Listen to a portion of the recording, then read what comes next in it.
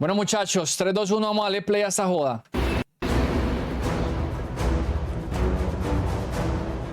Nunca he entrado ahí, ni tengo curiosidad por entrar. Todos sabemos que ahí es una secta y además el que entra es muy difícil que salga. Aunque me den dinero, yo no entro ahí.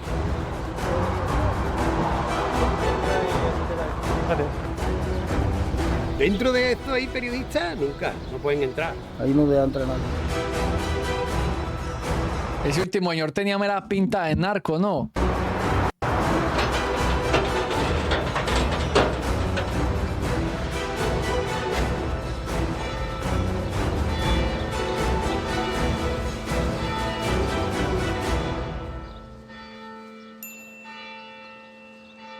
En unos meses me infiltraré en la comunidad palmariana, pero para saber cómo ha llegado esa inmensa basílica aquí, cerca del Palmar de Troya, con su propio papa, su propia estructura eclesiástica y sus peculiares seguidores, es preciso conocer su historia. Todo empezó el 30 de marzo de 1968. A esas 4 niñas se les apareció la Virgen a la finca de la Alcaparrosa, a 1 kilómetro del Palmar de Troya, donde hoy se encuentra la basílica. Fueron 4 niñas a coger flores al campo, vieron la Virgen y ahí a partir de eso, dice que la vieron, pues ahí se formó todo el laberinto que se le formó.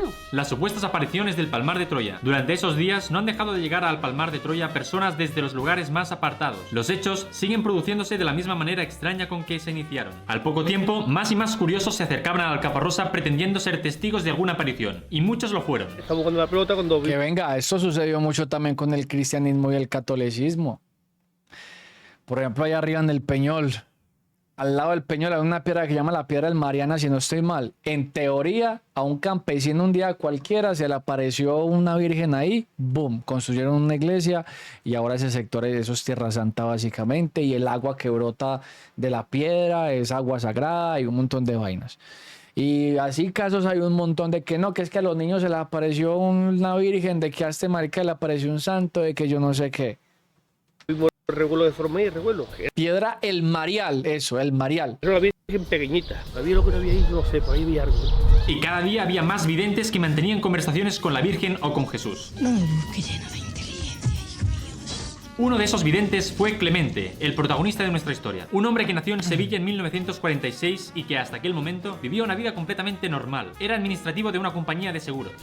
Clemente apareció por la zona como un curioso más, meses y meses más tarde de la primera aparición, y poco a poco fue acaparando la atención de todos, con mensajes apocalípticos, convirtiéndose en el vidente principal.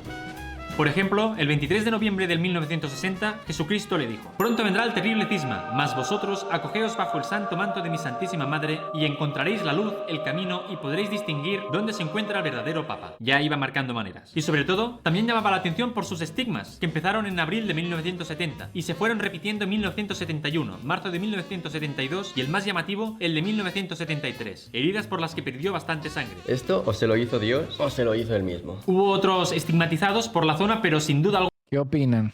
los suyos eran los más espectaculares y aparatosos del Palmar. Clemente siempre iba acompañado por su inseparable amigo, el abogado Manuel Alonso Corral, gerente de la misma compañía de seguros. Padre Clemente Domínguez empezó a recibir mensajes del Señor de la Virgen Santísima, ¿no?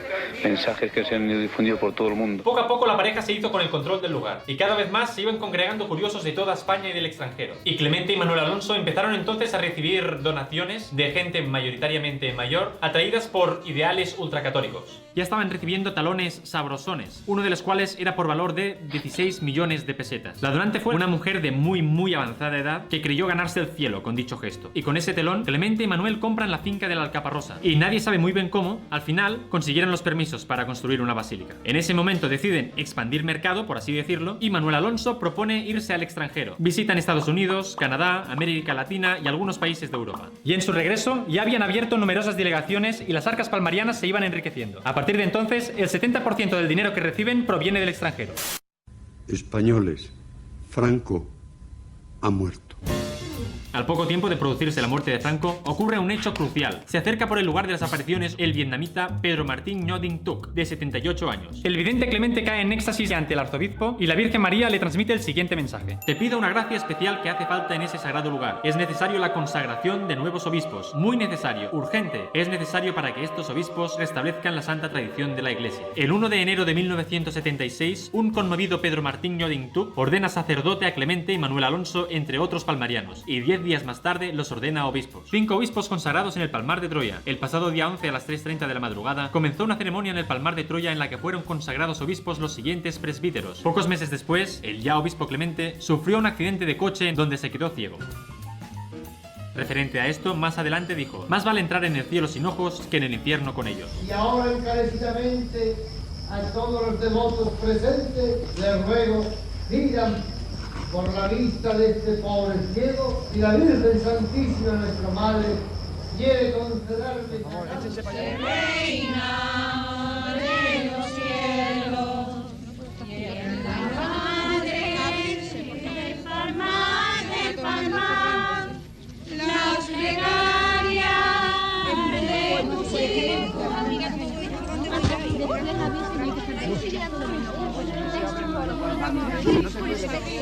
Nuestra fe de día en día, para que triunfe la verdad. Al poco tiempo, donde había habido un improvisado cobertizo de Euralita a modo de templo, ya empezaba a verse la actual basílica catedrálica de Nuestra Madre del Palmar Coronada. El día 6 de agosto de 1978 muere Pablo VI y Clemente adopta el título de Gregorio XVII. Será el vencedor del Anticristo y el último papa de la Iglesia en la tierra. Cuando fallece el Papa Pablo VI en agosto del 78, Clemente se autoproclama Pontifex Maximus. Y los fieles palmarianos ya consideran el Palmar de Troya la sede del nuevo Vaticano. Y lo que hay en Roma es la sede del Anticristo. Y es por eso que Clemente celebra el concilio palmariano. Canonizó a Francisco Franco, canonizó a Primo Rivera, a Carrero Blanco. Pues ha canonizado una cantidad de reyes famosos de la historia de España. En fin, ha ido canonizando gentes. Eso lo contaba Padre Félix a Televisión Española, quien había pertenecido pocos años a la iglesia palmariana de Clemente. Y luego, por desacuerdos, se fue. Últimamente salieron 3 sacerdotes, uno de ellos vino aquí después a hablar conmigo y me explicó realmente cosas atroces que suceden dentro de esas comunidades.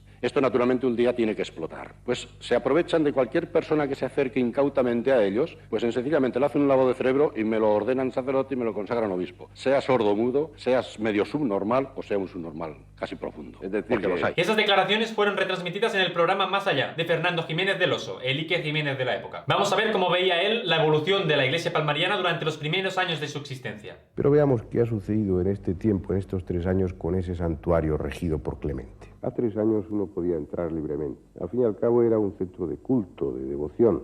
Ahora las puertas son casi impenetrables. Aquello ha dejado de ser público para pasar a ser exclusivista. Con el paso del tiempo, apenas 3 años, el santuario del Palmar ha ido rodeándose de un muro que aísla. En algunos puntos tiene 7 metros de altura y 80 centímetros de espesor. Un muro que ha costado muchos millones. Los obispos, frailes y monjas de Clemente llegan en furgonetas y su entrada tiene mucho de película de espías. Otra cosa que ha cambiado es la basílica. Aquel tinglado de plástico, que en algún sentido era enternecedor, ha sido sustituido por una pretenciosa construcción. Las torres, después de hechas, han sido tiradas para hacerlas de nuevo más altas, ya que Dios, allí todo se hace por mandato divino a través de los obispos videntes, se quejó de que las torres eran poco importantes.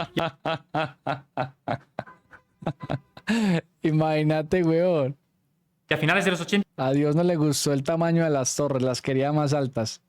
Es Dios caprichosito, ¿no? Ya eran muchos los rumores que decían que Clemente y sus colegas se iban por ahí a derrochar la pasta de sus fieles. Clemente, el papa invidente del Palmar de Troya y 4 mitrados de su séquito vienen demostrando últimamente una cierta afición al vino y no precisamente al de la misa. En Sevilla, ciudad que les queda más próxima a su Vaticano particular, los vecinos tienen constancia asimismo de las visitas a bares y alguna discoteca de una localidad próxima. Durante la década de los 90, Clemente fue acusado de abusos sexuales a algunos de los sacerdotes y monjas de la orden. Clemente aceptó tales abusos y pidió perdón. Y ya está. Paulatinamente, Clemente fue añadiendo más y más normas que hizo y ya está, porque Dios estaba centrado en el tamaño de la columna, en el tamaño de la torre. Que su comunidad se acabara de aislar por completo. Y estas normas se han ido radicalizando con los años. Y cada vez tenía más éxtasis, o sea, visiones de Jesús y de la Virgen. Según su propia profecía, decía que él estaba destinado a ser el último papa antes del apocalipsis, pero no, murió antes. Murió el 21 de marzo de 2005, a los 58 años. Fue entonces cuando se proclamó papa Manuel Alonso Corral, con el nombre de Pedro II, el último papa antes del apocalipsis, pero no. Murió 6 años después, a la edad de los 76 años. Y fue entonces sucedido por el padre Sergio María. El último, déjame adivinar, El último papa antes del apocalipsis. Que se proclamó Gregorio XVIII, que impuso normas más y más estrictas aún. Prohibió 100% a los palmarianos dirigir ni que sea una mirada a los que no eran palmarianos. También impuso el diezmo, que obligaba a pagarle a la iglesia el 10% de todo lo que cobraban. Hasta que el quinto año de su papado, nadie sabe muy bien por qué, saltó esa noticia. El papa del Palmar de Troya pierde la fe y abandona su iglesia. Dice él que había perdido la fe y se fue a vivir a Monachil con Nieves Triviño, una antigua monja de la orden. Y es entonces cuando empieza a aparecer a todo de programas de televisión, haciéndose un poco la víctima. Saben ellos que con yo solamente abrir mi boca, pues podría hacer mucho daño. La noticia no ha sido del todo mal recibida por los integrantes de la iglesia palmariana, ya que desde que accedió a ese curioso papado, Gregorio XVIII no se ha convertido en una persona querida. Había incluso provocado que en los últimos años numerosas personas tomaran la decisión de abandonar la orden. Fue entonces cuando fue proclamado el Papa Pedro III, que su nombre real es Joseph Odermatt. Y si lo buscamos en la Wikipedia, poco dice de él. Joseph Odermatt, conocido por su nombre religioso de Eliseo María y por su nombre papal Pedro III, es el papa actual de la iglesia palmariana. Actualmente, Pedro III es el representante máximo de la orden. El padre Benjamín es el número 2 y el padre Abraham es el número 3. Todo parece que tiene que acabar aquí, pero hace un año sucedió esto. El 10 de junio de 2018, Sergio María y Nieves asaltaron los muros de la basílica, vestidos de negro con caretas de payaso, navajas, alicates, una palanqueta, con la intención de robar el dinero recaudado. Allí fueron descubiertos por un miembro de la congregación y, bueno, resumiendo, se liaron a navajazos unos con otros. Eso ha sido una super mega resumida historia de lo que es el Palmar de Troya desde sus inicios hasta hoy, pero a partir del capítulo siguiente conoceremos el Palmar de Troya desde el interior. Ok, pensé que se iba a infiltrar de una vez esta loca inmunda, hombre.